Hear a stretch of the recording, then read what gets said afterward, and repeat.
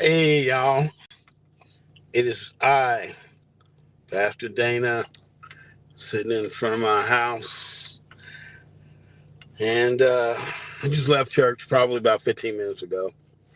And of course, the only people there were me and Sharon and Dorian. And I kind of started thinking, is it maybe people don't like the subjects that I'm teaching, or maybe they want specific things that I haven't gotten around to, or maybe they think they got it on a lockdown. Either way, uh, for those who could make it and didn't, it's kind of disappointing. And I just want to just say for the record, just as I know God looks at me, the things I do and the things that I don't do, the things that I say, the things I don't say. I'm more than confident that other people understand that as well. If you're born again, and if you truly believe that Jesus is Lord. Um, if you hear dings from time to time, I got the notifications on my iPhone, and it just sometimes gets on my nerves. But it's just in case something important comes across. So, what I was thinking about was the parables, the examples that Jesus gave us to give us an understanding of what is necessary, what is necessary, what God is looking for. And Matthew 7, and I think it's verse 25 or 26. I think I had to look it up, but it's my favorite. I start out with 7:21. Not everyone that says to me, Lord, Lord, shall enter the kingdom of heaven, but he who does the will of my Father in heaven. Yeah, I start out with that one. I understand that, and I try to relay that. That God's will is paramount into our entry into the kingdom. We are not going to get into the kingdom just because we did nice things, just because maybe we took some dinners over to a sick neighbor, or we took care of some children whose mom is a single parent and she's struggling trying to work and take care of her kids. And we think if we do those little things that God's going to recognize that. And that's the biggest lie that the devil has put into our minds. Jesus plainly tells us, and he gives us examples in the parables that he teaches. And why does he teach in parables? He even explained it, so that those who know him, those who have his spirit, would understand it. Those who don't have the spirit of God cannot understand it, cannot be comprehended. So if he cannot be comprehended, parables in the Bible will mean absolutely nothing. It'd be nil to anyone who isn't born again. And it kind of is my concern with a lot of my brothers and sisters. You know, um, I love them very dearly, and I'm talking about blood. I'm talking about the blood that was passed down through my father and mother, and the blood that's passed down or passed on through the shedding of blood at the cross by Jesus. Us being born again, we're washed in his blood. We're all connected. We're all in the same community. We're all considered one. We're considered his bride, the church. There's no individual, and I like saying it, Lone Ranger cowboy Christians. And we see a lot of that going on. But um, I guess the roughest thing is, you know, all I want to do is make sure the people that are around me make it into the kingdom. And it seems that no matter what I preach and teach, and it's like I'm making this stuff up. They think I'm making it up.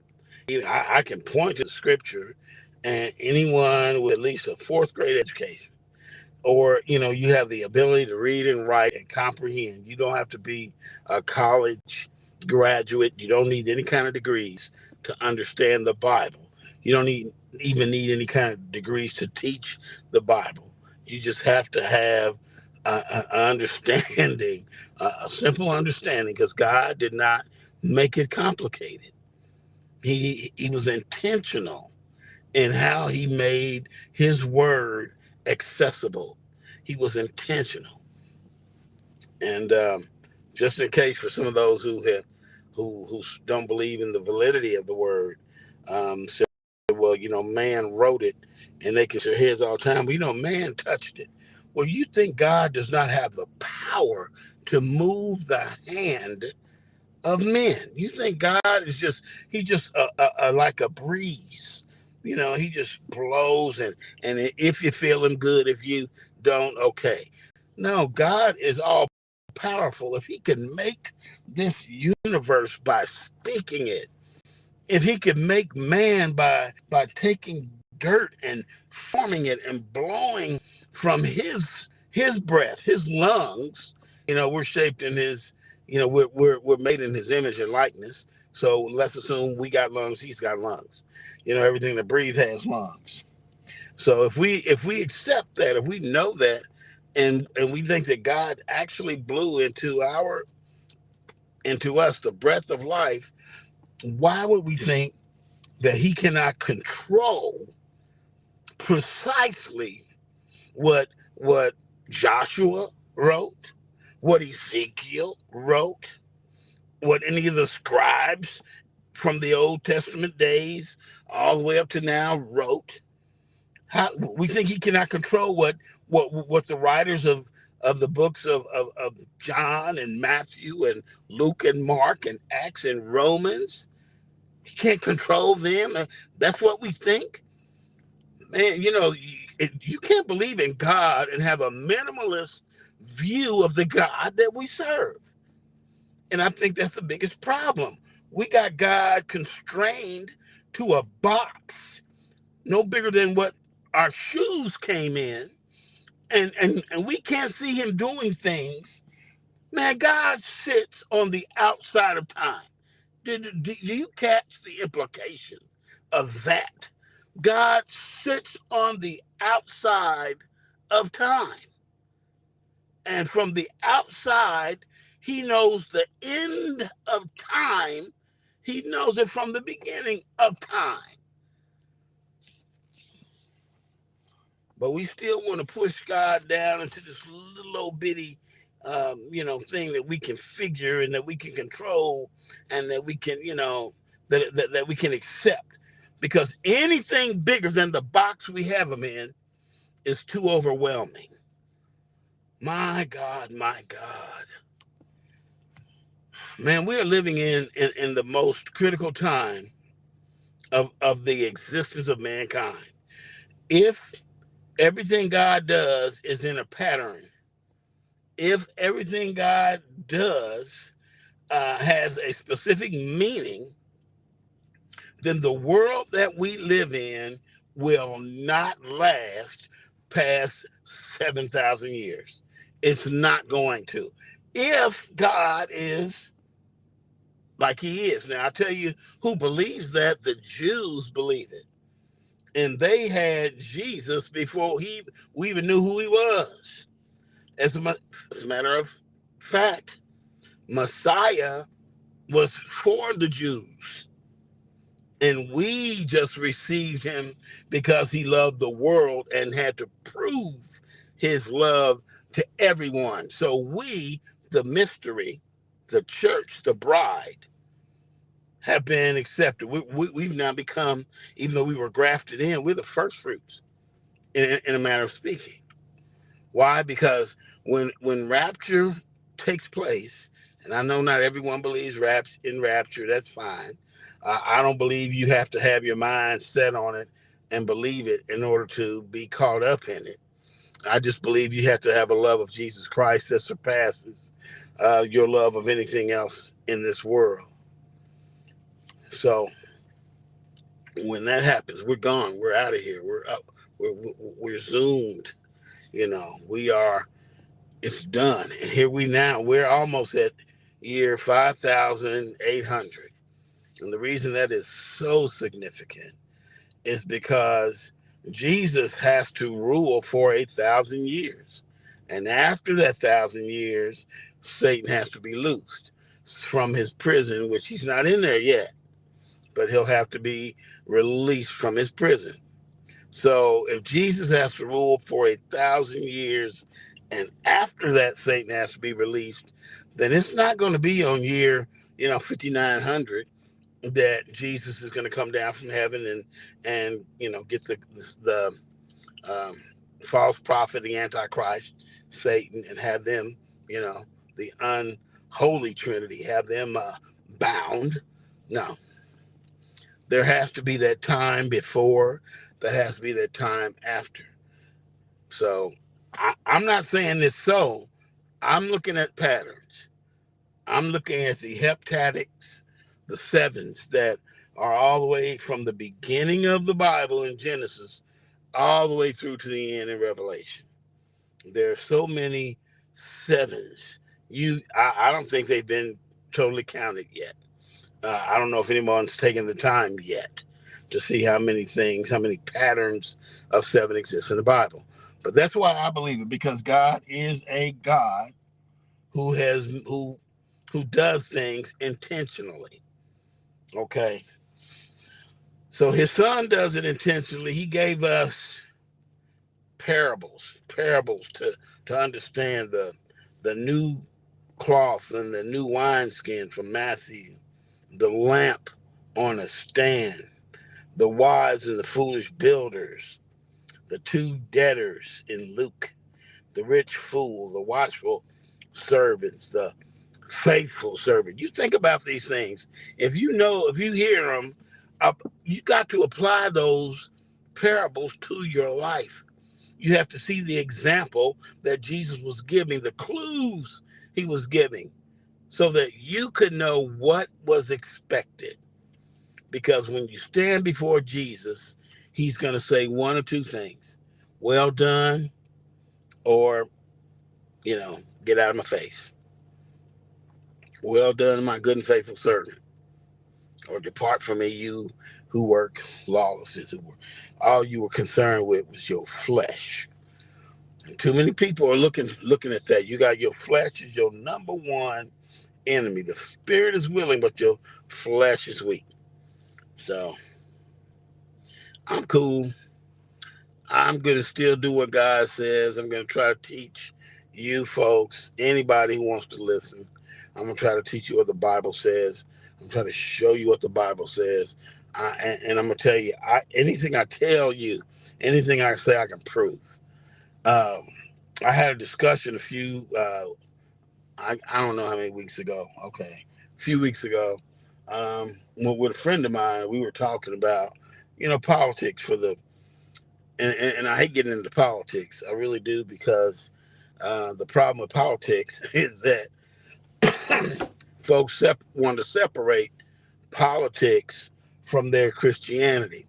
They want to separate what they choose, you know, from God. But this is what sin is. The essence of sin is that we like things, we love things, we want things, and we choose things that prove that we love those things more than we love God. Okay? That's the essence, that's the foundation of sin. Anything you put in front of God, that's your God, that's your sin. God is supposed to be first and foremost. He's supposed to be more important to you than your mama, than your daddy, than your child, than your spouse, than your sibling. God is supposed to be so important to you that you turn your back on everybody to follow him. All right. The first example of that, guess who? Abraham. Abram. He told Abram, get up, get out. He did. It doesn't say how many others God came before. He probably, I don't know if he did or didn't. I'm not even going to speculate. All right. But Abraham was obedient. And because Abraham was obedient, it was given over to him. It was imputed. to him, righteousness. He was called a righteous man because he trusted God. He had faith in God. So, he tells us everything we need, how to be watchful, how to be faithful. The barren tree parable, the sower, the weeds, the growing seed, the mustard seed, the yeast, the hidden treasure, and the pearl, the house. I mean, just read the parables that Jesus gave and look at them and see if there's an example in there, and there is, that is applicable to you, that you can apply to your life. So I just want to say this because I brought it up and I kind of made a little left turn and get back in the lane. Um, I believe that the decisions we make in life must be reflective of the God that we serve.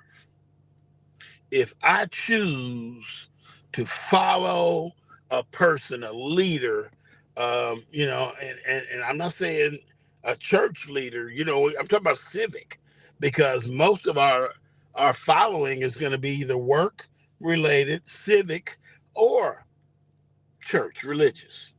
So it's either the job, it's either, the government or the church. That's our leadership. And I choose for me as my leader, someone who reflects God. I don't care, and Nebuchadnezzar. Okay, well, Nebuchadnezzar was made ruler over the Jews. They didn't like it. They didn't want him to rule over, but it was God's choice. It was God's choice. The person who was destroying nations and who was totally ungodly and made people bow down and worship him. But that was God's choice. But they didn't see it. The only people who saw it were the people who were faithful to God. And God revealed it to them. And that's why they were obedient to God and they were blessed. The other folks, okay, you want to choose your civic leader based on some other criteria or parameter, you want to look at something else. I'm looking at the one who's going to do right. I'm going to look at the one. That's why I voted for Trump in 2020, because in those 4 years he was in office, he was lied on, he was despised, he was disparaged by everybody on the Democratic left side. And I said, I wasn't going to do it, but I got to do it because it's true. And some people on the Republican right side were doing the same thing, criticizing and impugning him. But let me tell you something. When God puts somebody, you can tell when he does, because the things that come out for the people of God are always good. Okay, when Nebuchadnezzar took over, right? When he was made the ruler, when he conquered Israel, people thought that he was the most dangerous thing that they ever had. But what happened? And then not just him. I'm trying to think of the other one. I know it was Nebuchadnezzar, but somebody will come up with it, and if you do, put it in the notes here. But he was the one. He was one that they have a coin for. They've got like Trump on one side, Lord, I think his name was Balfour, on the other side, and this one particular ruler who I cannot. I'm going to have to look him up because I'm gonna be messed up until I find him. All right, so he was the ruler who allowed.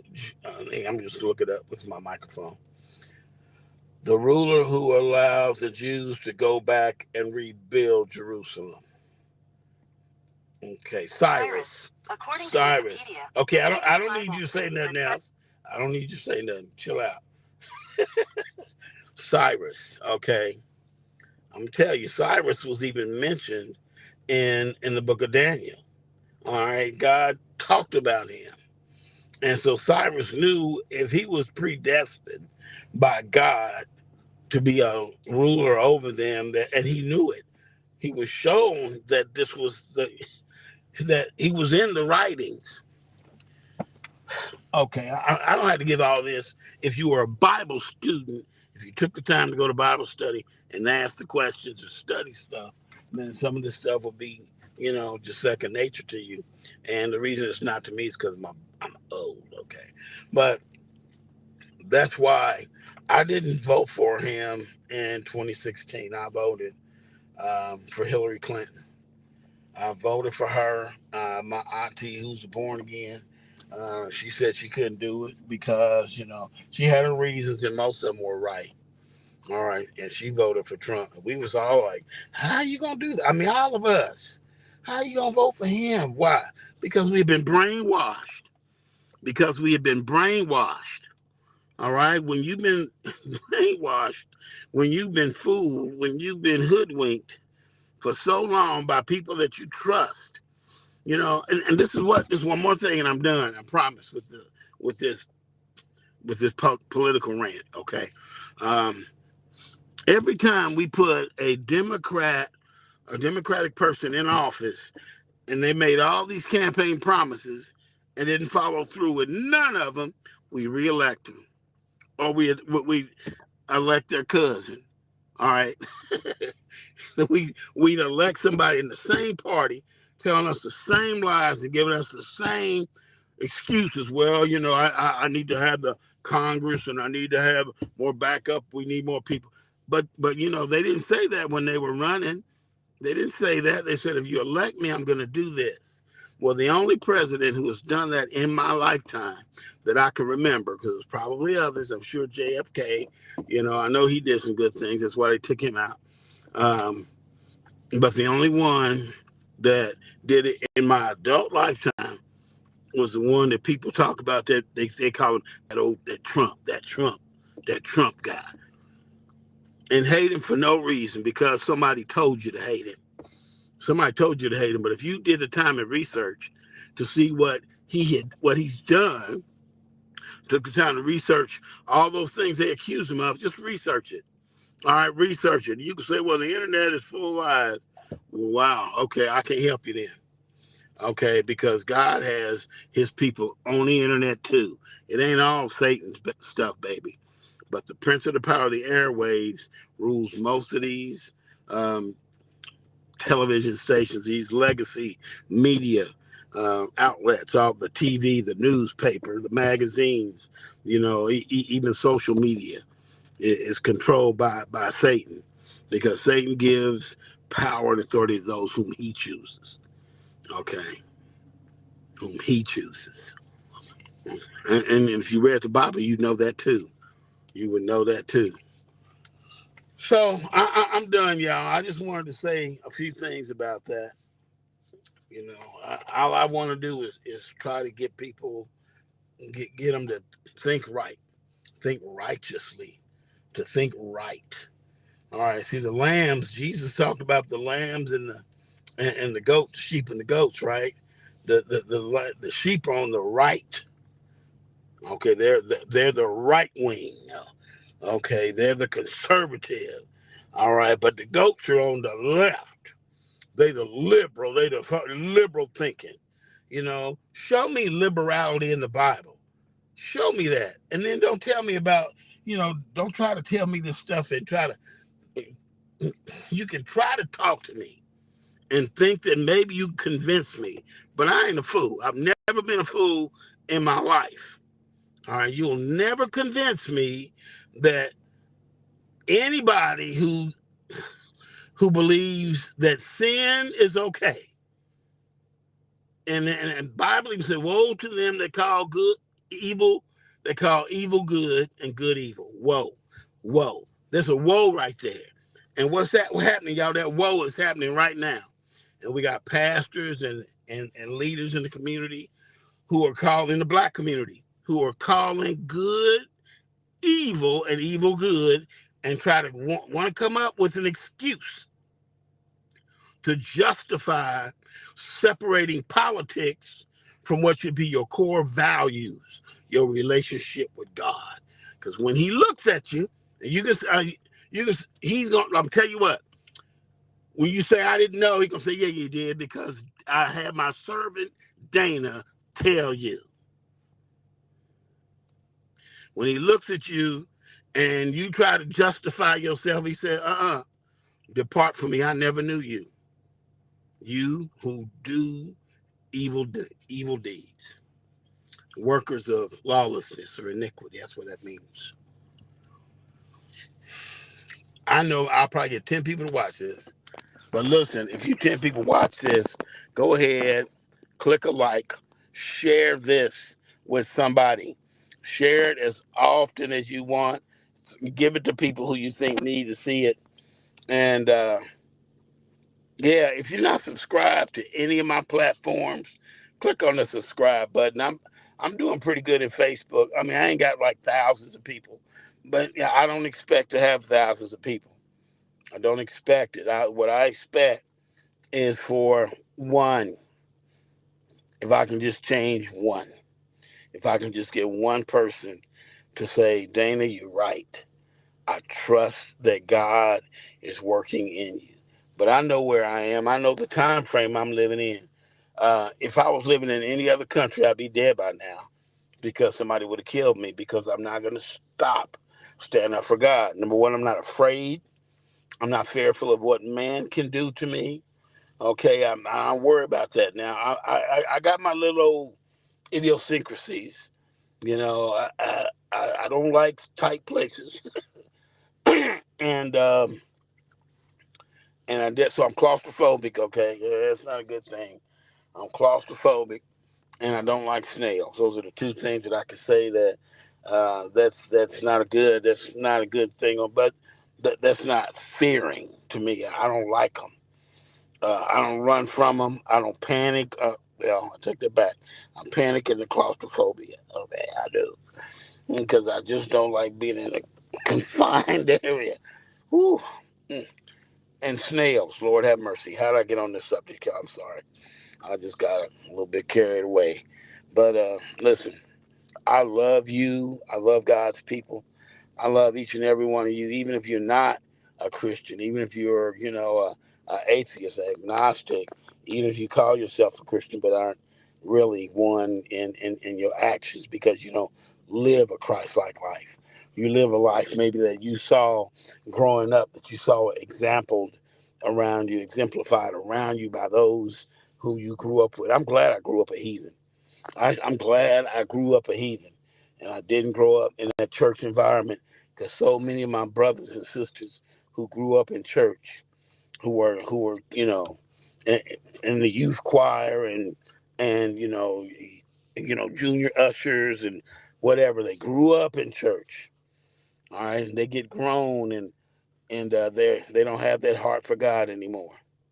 They don't have it for Him anymore, because they were lied to. They were lied to growing up. And when your parents lie to you, that messes you up. I ain't never lied to my kids.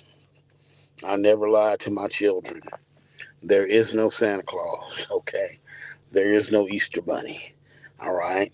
There's none of that tooth fairy crap. They don't exist. And I've told them that from youth.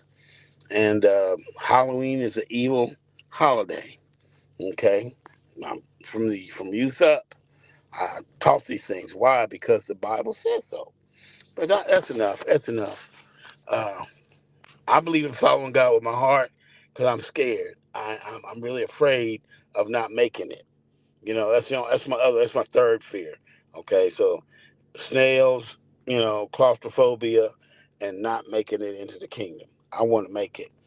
So I do what I can. You can say what you want, that it's not by works. This ain't works. This is what I do based on my faith, in Jesus Christ. But sometimes I don't feel like I've done enough. I feel like I'm just the chief of sinners, like Paul. And Paul was a man. Y'all know Paul was a good man. Peter, same way. He didn't feel right. He didn't feel justified. So I'm in good company.